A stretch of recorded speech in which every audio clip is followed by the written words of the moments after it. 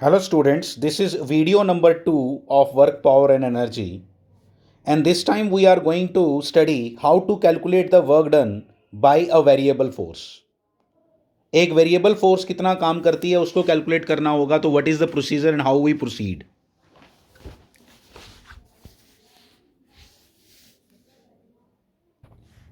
ये मैंने ग्राफिकली आपको शो किया कि एक वेरिएबल अगर फोर्स इस तरह की हो तो हम क्या करते हैं. फिर हम इसमें से छोटा सा पोर्शन लेते हैं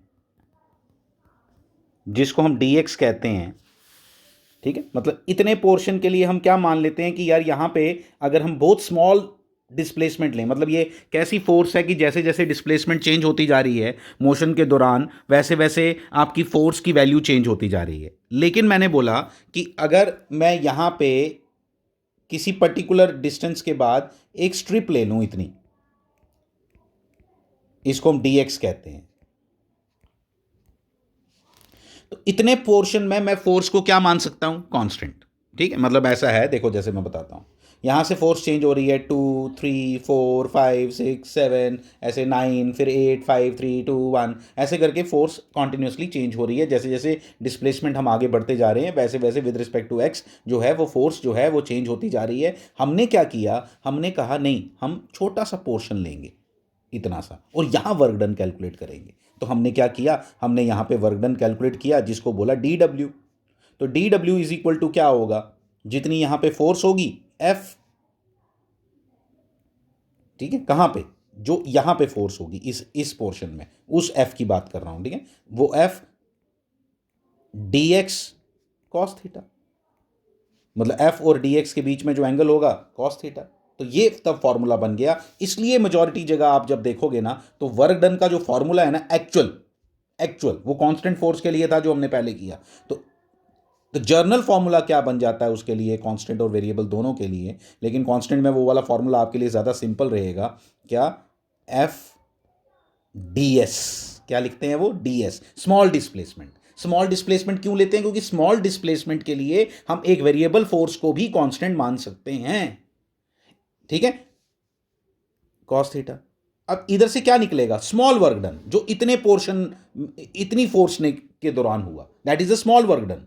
फिर उसको इंटीग्रेट करना पड़ेगा, सारे सारे पोर्शन का निकालना, तो फिर आपको क्या करनी पड़ेगी, इंटीग्रेशन. इसलिए आपने एक लैंग्वेज में याद रखना है कि वेरिएबल फोर्स के कारण अगर आपको वर्क डन कैलकुलेट करना है तो आपको इंटीग्रेशन करनी पड़ती है. इंटीग्रेशन करने के लिए आपने सबसे पहला काम क्या किया, प्लीज जरा ध्यान से सुनना एक एक बात को, मैं अगले क्वेश्चन के दौरान भी आपको यह बात समझाऊंगा. आपने क्या किया, आपने छोटी सी डिस्प्लेसमेंट के लिए, कितनी डिस्प्लेसमेंट है, वो छोटी डिस्प्लेसमेंट को हम कैसे मेंशन करते हैं, डी एस या डी एक्स कुछ भी लिख लो.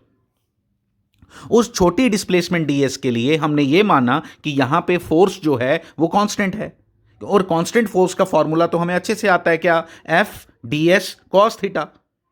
F D S cos theta. फिर हमने क्या किया, हमने कहा ये तो निकला छोटा वर्क डन डी डब्ल्यू, उसको डी डब्ल्यू लिखना है, उसको डब्ल्यू नहीं लिखना है, उसको क्या लिखना है, डी डब्ल्यू. अब आपको डी डब्ल्यू से जब डब्ल्यू पे जाना हो तो क्या करना पड़ेगा, इंटीग्रेशन करनी पड़ेगी. छोटी छोटी बातें थोड़ी याद रखते जाओ, थोड़ी सी प्रैक्टिस डिमांड करती है ये. कुछ घबरा जाते हैं लोग कि भाई ये क्या आ गया, अचानक कैसा हो गया, डीएक्स कहाँ से आ गया, क्या हुआ. जैसे जैसे आप एप्लीकेशन इसकी पढ़ते जाओगे, this is the application of integration.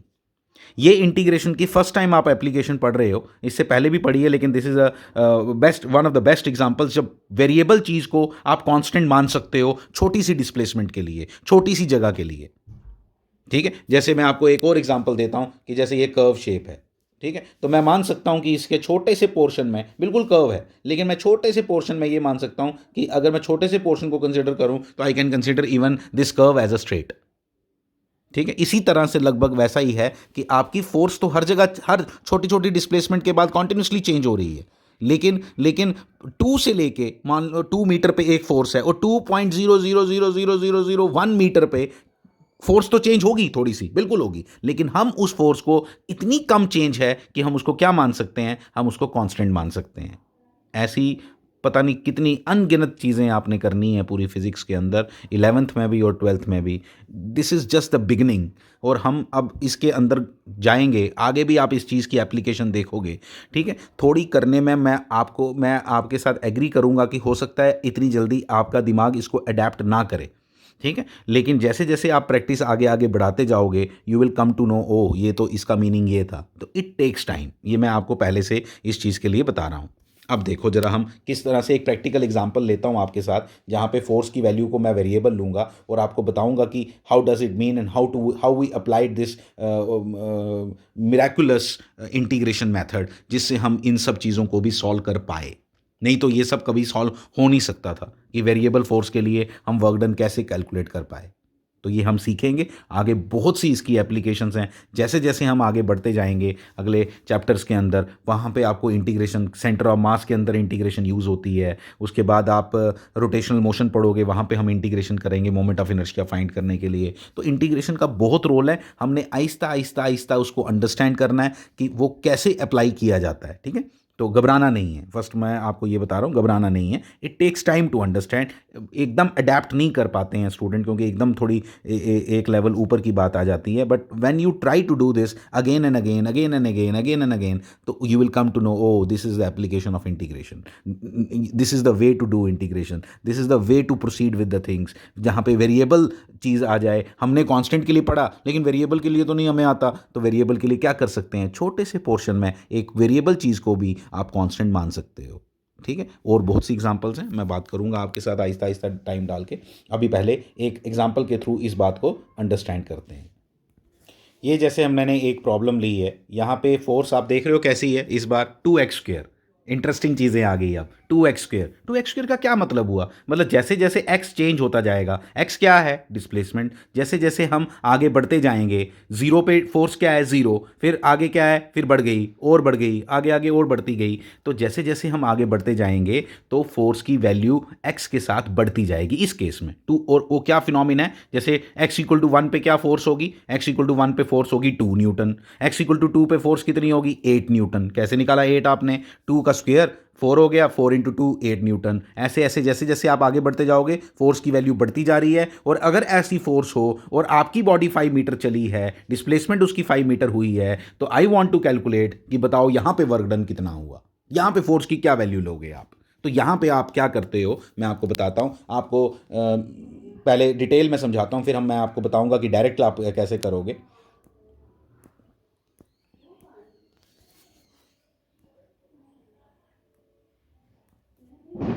सबसे पहला काम हम क्या करते हैं ऐसे केसेस में करने के लिए, हम लोग यहां पे एक छोटी सी डिस्प्लेसमेंट के लिए, ये कहां लिया, ये छोटी सी डिस्प्लेसमेंट कितनी है, लेट इट बी ds।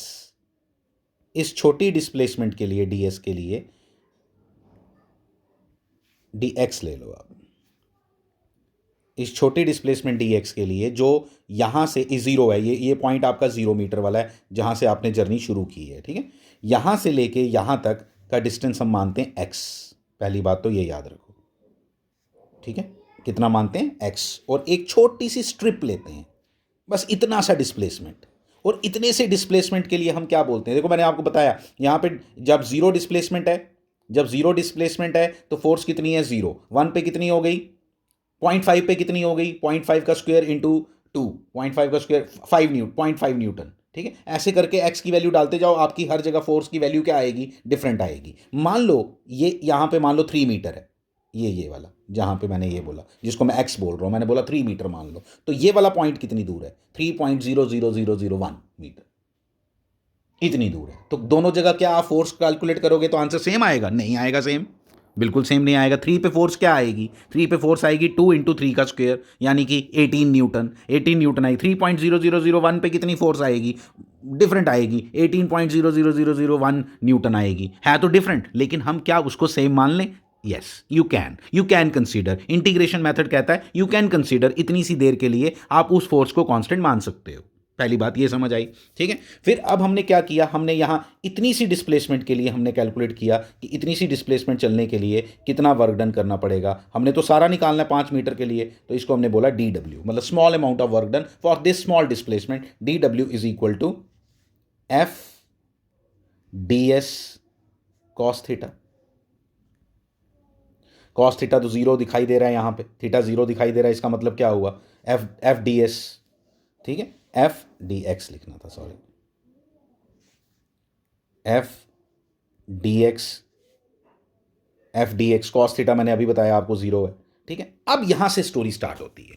अब क्या, इतनी बात आपको हर बार पता होगी कि हम डी एक्स लेते हैं, हर बार आंसर आएगा F D X cos theta, majority time आपको थीटा मिलेगा पहले, ठीक है। थीटा इक्वल टू 0 मिलेगा, theta equal to 0 means cos theta equal to 1, इसलिए अब डब्ल्यू निकालना है हमें। यहाँ से गेम स्टार्ट होती है, मैंने बोला ना डब्ल्यू इक्वल टू होगा इंटीग्रेशन ऑफ डी डब्ल्यू। पहली बात आपने ऐसे लिख देनी है, हम इंटीग्रेट करेंगे, ऐसी छोटी छोटी सारी डिस्प्लेसमेंट्स को ऐड करेंगे, ऐसी छोटी सारी स्ट्रिप्स को क्या करेंगे, सारे वर्क डन्स को ऐड करेंगे। जो यहाँ पे स्ट्रिप है उसके लिए, जो स्ट्रिप बिल्कुल यहाँ पे है 0 पे, उसके लिए भी ऐड करेंगे, फिर इसके लिए भी ऐड करेंगे, यहाँ के लिए भी ऐड करेंगे। ऐसी स्ट्रिप्स कहाँ से लेके कहाँ तक जा रही हैं, 0 से लेके 5 मीटर तक। ये स्ट्रिप कहाँ ले सकते थे आप, आपने स्ट्रिप यहाँ ली x डिस्टेंस दूर, आप इस x की वैल्यू और क्या ले सकते थे, यहाँ भी ले सकते थे।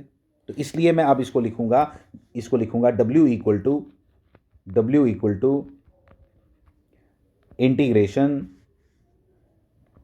2x स्क्वेयर dx, और मैं बोल सकता हूं यहां x की वैल्यू कहां से कहां तक वेरी हो रही है, 0 से लेके 5 तक। ऐसे वो आपको क्योंकि 5 तक डिस्प्लेसमेंट निकालनी है, इसलिए क्या लिखा, 0 से लेके 5 तक। This is the interesting part. आगे कुछ नहीं, आगे इंटीग्रेशन आनी चाहिए, वो नहीं आती तो फिर तो हम फंसे वैसे ही हुए हैं, फिर तो कुछ नहीं किया जा सकता, ठीक है। तो ये इसकी इंटीग्रेशन होगी 2x स्क्वेयर की 2x क्यूब अपॉन 3, क्या होती है 2x क्यूब अपॉन 3। देखो मैं लिख रहा हूँ, मैं कॉन्स्टेंट्स बाहर निकाल देता हूँ। तो x क्यूब यहाँ लिखा, और इसको मैंने लिमिट डालनी है कहाँ से कहाँ, 0 to 5। जब मैं इसकी लिमिट डालूंगा 0 to 5, 5 का क्यूब कितना होता है 125, 250 अपॉन 3 जूल्स आंसर आ गया।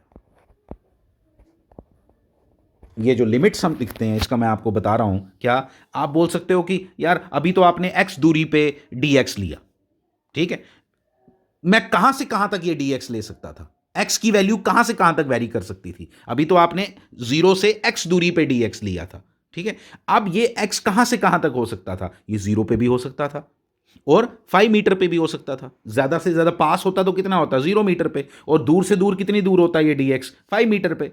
अभी मैंने जैसे एग्जांपल दी, मैंने 3 मीटर पे लिया है, आपने 3 नहीं बोलना कभी भी, आपने बोला मैंने x दूरी पे लिया, मैंने x डिस्टेंस पे ये dx लिया, ठीक है। और मैं लेकिन बोलूंगा कि यार ये dx आप और कहां ले सकते थे, मैं तो इस dx को कहीं पे भी ले सकता था, मैंने अभी बताया यहां पे भी ले सकता था, यहां पे भी ले सकता था, यहां पे भी ले सकता था, कहीं पे भी ले सकता था, जर्नल कहीं पे भी ले सकता था। तो मैं बोलूंगा वो x कहां, मैं dx कहां से लेके कहां तक ले सकता था, मैं 1 पे भी ले सकता था, मैं 0 पे भी ले सकता था, मैं 2 पे भी ले सकता था, मैं 2.5 पे भी ले सकता था, मैं 4.5 पे भी ले सकता था, मैं 5 पे भी ले सकता था, ठीक है। तो इसलिए हमारी जो x की वैल्यू है वो कहां से कहां तक वेरी की, वो 0 से लेके 5 तक वेरी की, और जब ये 0 से लेके 5 तक वेरी की तो हमने इसकी लिमिट्स क्या डाल दी, 0 to 5, और 0 to 5 डाल के हमने इसका आंसर निकाल लिया। मैंने बोला कि आपको थोड़ा सा टाइम दो खुद को, आई एग्री। जैसे जैसे न्यूमेरिकल्स करेंगे, सोचो आप न्यूमेरिकल ना करें और सिर्फ वो आपको थ्योरी पढ़ा के छोड़ दूं तो आपको क्या समझ आना था, कुछ नहीं पता चलना था अभी तक मैंने जो बोला। लेकिन न्यूमेरिकल से थोड़ा कॉन्फिडेंस बढ़ेगा, और जैसे 2-4 और न्यूमेरिकल्स करोगे तो आपको कॉन्फिडेंस और ज़्यादा बढ़ेगा, ठीक है। तो ये थी आपकी प्रॉब्लम नंबर 1। अब जैसे मैंने यहाँ पे 2x स्क्वेयर दिया, आप बोलोगे सर वेरिएशन और क्या क्रिएट कर सकते हो आप, यहाँ कुछ नहीं, ये x स्क्वेयर की जगह मैं क्या ले लूँगा, 2x स्क्वेयर की जगह कल आपको दे दूंगा भाई, आप इसके लिए करो जरा 3x प्लस 1 के लिए, 3x प्लस 1 के लिए करो, कुछ भी किया, इंटीग्रेशन आनी चाहिए। अब मैं जल्दी जल्दी करूंगा, अब तो मुझे पता चल गया पूरा मेथड, इतनी टेंशन नहीं मैंने लेनी। अब मैं dw निकालूंगा जी, पहले मैं dx लूंगा जी, कुछ, अब तो मुझे पता चल गया कि यार कितना आंसर आना, सीधा इतनी टेंशन क्या डालनी, सीधा फॉर्मूला जैसा बन गया हमारे लिए, 3x प्लस 1 के लिए निकालना है तो, और 0 to 5 ही मान लो, 0 to 5 ही मान लो। मैं करके देता हूँ आपको, देखो मैं करके देता हूँ आपको। 3x प्लस 1 आया ना, मैं बोलूँगा w equal to integration 3x plus 1 dx, that's it. Formula जैसा बन गया आपके लिए। लेकिन ये कहाँ से आया, ये मैंने आपको सारा सिखाया, ये कहाँ से आया इसके बारे में हमने सारा सीखा है। क्योंकि जब अगर आप बोलोगे सर डायरेक्ट याद रख लें तो क्या होगा, कुछ नहीं होगा, आपको वो कॉन्फिडेंस नहीं आएगा, आपका कॉन्सेप्ट बिल्ड नहीं होगा, ठीक है। और कई बार डिफिकल्ट प्रॉब्लम आ गई तो फंस सकते हो, ठीक है। अभी लेकिन फॉर द टाइमिंग याद भी कर लो, लेकिन कॉन्सेप्ट भी आना चाहिए, और लिमिट्स कहाँ से कहाँ तक डालो, 0 to 5।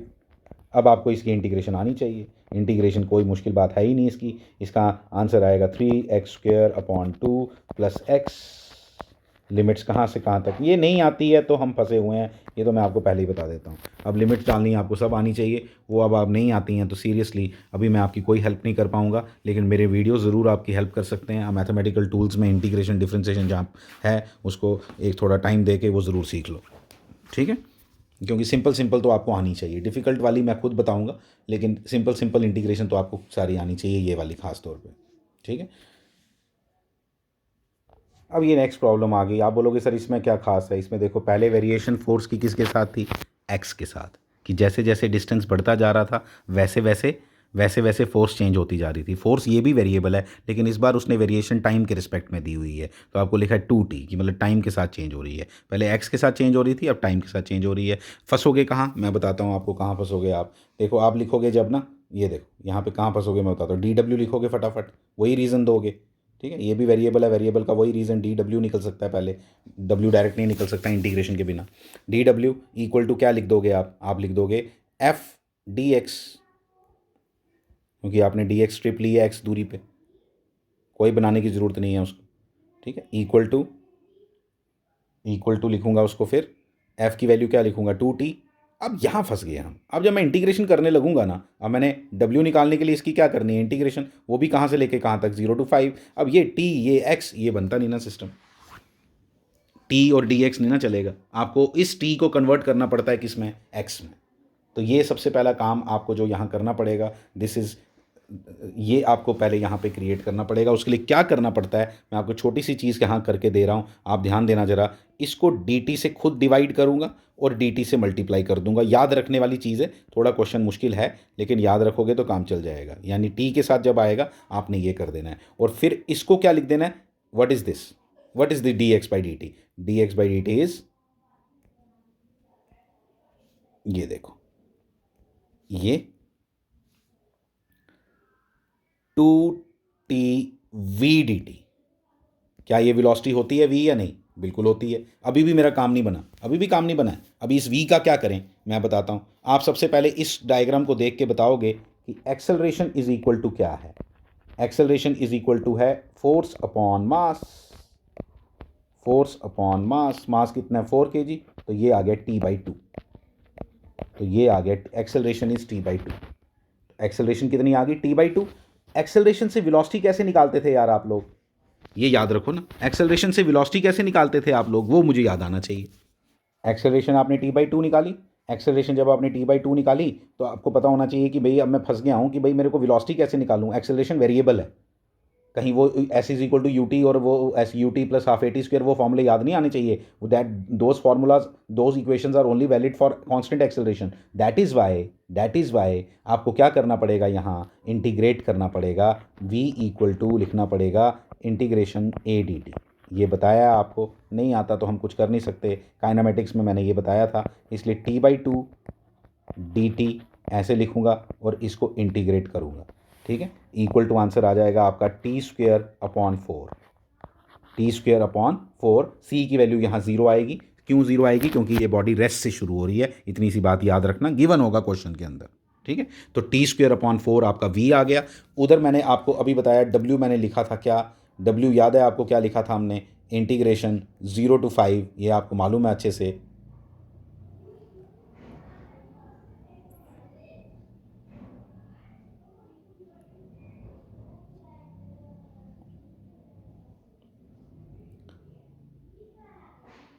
ठीक है, यहाँ पे आपको जो ये कैलकुलेट करना है ना, ये मीटर्स में नहीं दी है, डिस्प्लेसमेंट नहीं दी है आपको, आपको बोला 5 सेकेंड्स में कितना कितना डिस्प्लेस होगा। ये चेंज कर लेना, मैंने वहाँ 5 मीटर लिख दिया था, आप चेंज करना। क्वेश्चन है कि 5 सेकेंड्स में आपका कितना काम होगा, ठीक है। तो 5 सेकेंड्स में आपने कैलकुलेट करना है, आपको इसमें नहीं कैलकुलेट करना है।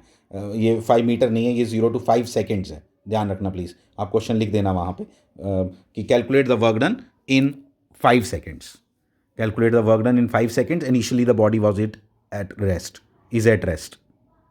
ठीक है। तो 5 सेकेंड्स हैं, आप यहाँ लिख सकते हो फॉर द टाइमिंग, बट ये ज़रूरत नहीं होती है एस लिखने की, ठीक है। और क्या था फोर्स 2t, v की जगह क्या लिख दोगे, v की जगह क्या लिख दोगे t²/4, और यहाँ dt, यहाँ dt मैं नीचे लिख रहा हूँ, ठीक है। तो बस खत्म, क्वेश्चन खत्म हो गया, क्वेश्चन खत्म हो गया।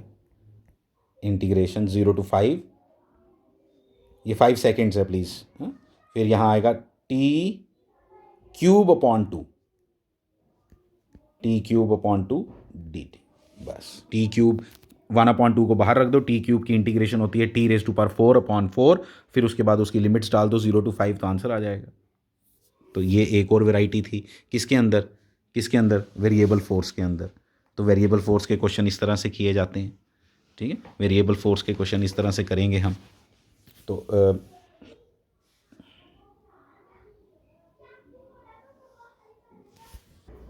नेक्स्ट टॉपिक है आपका work done bye spring force. क्या है? Work done bye spring force. तो पहले ये मान लो आपका ब्लॉक जो था पहले कैसे पड़ा था, इसके साथ कनेक्टेड था with natural length, this was the natural length. अब मैं उसको x डिस्प्लेसमेंट से अगर उसको एलोंगेट किया, x डिस्टेंस से उसको एलोंगेट किया, तो how much the work is done by the spring force, ये अगर मुझे कैलकुलेट करना है तो मुझे मालूम है स्प्रिंग फोर्स किसके इक्वल होती है, ये माइनस साइन क्यों होता है, क्योंकि उल्टा होता है। अगर आप माइनस साइन नहीं लोगे फिर आपको cos 180 लेना पड़ेगा, क्योंकि डिस्प्लेसमेंट और f जो हैं वो उल्टे हैं, ठीक है। तो आप cos 180 भी ले सकते हो, कोई प्रॉब्लम नहीं, फिर kx लेना, फिर माइनस नहीं लेना, ठीक है। तो इक्वल टू, ये आ गया। फिर हम क्या निकालेंगे, ये क्या ये वेरिएबल फोर्स है कि कांस्टेंट फोर्स है? बिल्कुल वेरिएबल फोर्स है, x लिखा हुआ है साथ में। अभी क्वेश्चन किया 2x² वाला, जब x लिखा हो, t लिखा हो साथ में, तो वो वेरिएबल फोर्स होती है। वेरिएबल फोर्स होती है तो भाई साहब क्या करते हो आप, ये देखो मैं बताता हूँ क्या करते हो। आप लिखते हो w equal to integration dw कैसे लिखते हो, माइनस साइन बाहर रख दो, kx dx, और लिमिट्स क्या आएंगी 0 to x, कहाँ से कहाँ तक डिस्प्लेस किया आपने, x तक, इसलिए आंसर क्या आएगा इसका, माइनस x की इंटीग्रेशन क्या होती है x²/2, बस खत्म हो गया। तो 1/2 kx², इसका आंसर आ गया। As simple as that, integration करो इसकी, x लिमिट डालो, सब आएगा आपको, अच्छे से करो। -1/2 kx² is the work done by this spring when we have to elongate it by a distance x from natural length. तो ये इसकी कहानी थी, इसको नोट करो। इस तरह की भी एक एग्जांपल हो सकती है, जैसे पिछली बार आपने एलोंगेट किया था कहाँ से, नेचुरल लेंथ से शुरू किया था। इस बार वो कह रहा है कि नेचुरल लेंथ पे ये थी, मैंने जो दिखाई है आपको, फिर आप इसको एलोंगेट कर रहे थे, फिर ए पॉइंट आया, फिर बी पॉइंट आया, उसने बोला वर्क डन निकालो फ्रॉम ए टू बी, ठीक है, और बाकी डेटा उसने दिया हुआ है। तो बहुत सिंपल है ये भी, कुछ नहीं, ए से बी जाने के टाइम पे बस एक बात याद रखना, whenever you measure these distances these are always taken from natural length. बस इतनी सी बात याद रखनी थी आपने, और कुछ भी नहीं है इसके अंदर। इसके अंदर हमने जब w निकालना है, that will be equal to integration f तो आपको मालूम है वही -kx dx, ठीक है, ये पता चल गया। लिमिट्स की कहानी है, लिमिट्स क्या आएंगी, कहाँ से कहाँ तक डिस्प्लेस कर रहे हो आप, पहले आप कहाँ थे, x1 डिस्टेंस पे थे, कहाँ से, नेचुरल लेंथ से। अब आप कहाँ जाना चाहते हो, कितनी डिस्टेंस पे जाना चाहते हो नेचुरल लेंथ से, मैं लिख रहा हूँ, आपको समझ आना चाहिए। मैं x1 + x2 दूरी पे जाना चाहता हूँ। मैं कितनी दूरी पे जाना चाहता हूँ, मैं x1 + x2 दूरी पे जाना चाहता हूँ। मतलब ये सिर्फ एग्जामिनर आपको गड़बड़ करने के लिए दे सकता है, आप x1 से x2 ना लिख दो, क्योंकि distance is always measured from, ये डिस्टेंस लेना है आपने नेचुरल लेंथ से, ठीक है। तो ये कहानी थी, इसको इंटीग्रेट करना तो आपको आता ही है। अब मैं माइनस साइन बाहर रख रहा हूँ, k को बाहर रख रहा हूँ, यहाँ लिख रहा हूँ x²/2, ठीक है। 2 को भी बाहर रख देना चाहिए था, 2 को भी यहाँ से लिख के यहाँ लिख दो। अब x² की जगह क्या डालोगे, पहले डाल दो x1 + x2, ठीक है, फिर डाल दो x1, बीच में साइन डालो माइनस का, दैट्स इट। कोई मुश्किल नहीं है, नथिंग इज़ डिफ़िकल्ट। ये देख लो, मैंने आपके लिए लिमिट्स भी डाल के दे दी, ये देख लो अच्छे से, एक एक चीज़ आपको आना चाहिए, ये कैसे किया मैंने। बस ऐसा भी कर सकते हो आप, हमेशा नेचुरल लेंथ से नहीं पूछा जा सकता, आगे पीछे से भी पूछा जा सकता है, तो इस तरह से आएगा, ठीक है। और नेगेटिव वर्क डन आ रहा है, नेगेटिव वर्क डन इसलिए आ रहा है क्योंकि देखो, थोड़ी सी बात बताता हूँ, नेगेटिव वर्क डन हमेशा इसलिए आता है जब जो डिस्प्लेसमेंट है ना, उसको होने नहीं देना चाहती वो फोर्स, ऐसी फोर्स जो उसको होने नहीं देना चाहती, उसमें रुकावट पेश कर रही है, उसको नेगेटिव वर्क कहते हैं। वो ऐसी फोर्स के वर्क डन को, क्योंकि work done is always by the force का वर्क डन है, स्प्रिंग फोर्स का ये वर्क डन है। सिंपल बात ये है कि स्प्रिंग फोर्स इतना वर्क डन कर रही है। यहाँ पे जब हमने फ्रिक्शन का वर्क डन निकाला, वो नेगेटिव आ रहा था most of the times. Negative आने का मतलब हुआ कि वो जिस डायरेक्शन में डिस्प्लेसमेंट थी उसको रोकती ही है फ्रिक्शन, तो मोस्ट ऑफ द टाइम्स ये रीज़न होता है। और भी आहिस्ता आहिस्ता करके मैं आपको समझाऊंगा, negative work done, zero work done, सबके मीनिंग समझ आएंगे, कोई घबराने वाली बात नहीं है, ठीक है। तो जब भी आपको ये चीज़ें आएंगी तो उस तरह से चलता है। मैं आपको बहुत बार ये वर्क डन के बारे में बताऊंगा। ज़ीरो वर्क डन की कुछ बड़ी अच्छी एग्जांपल्स हैं। ज़ीरो वर्क डन कहाँ कहाँ होता है, ठीक है, ज़ीरो वर्क डन कहाँ कहाँ होता है, मैं और बेटर तरीके से आपको बार बार जैसे जैसे आता जाएगा मैं बताता जाऊंगा। अभी मैं इस स्टेज पे आपको कंफ्यूज नहीं करना चाहता। अभी थोड़ी कैलकुलेशन पे ध्यान देना कि ये वेरिएबल फोर्स के कुछ 3-4 क्वेश्चन हमने किए, ये किस बेसिस पे किए, क्या डाउट्स हैं, उनको अपने पास नोट करके रखना। Thank you very much.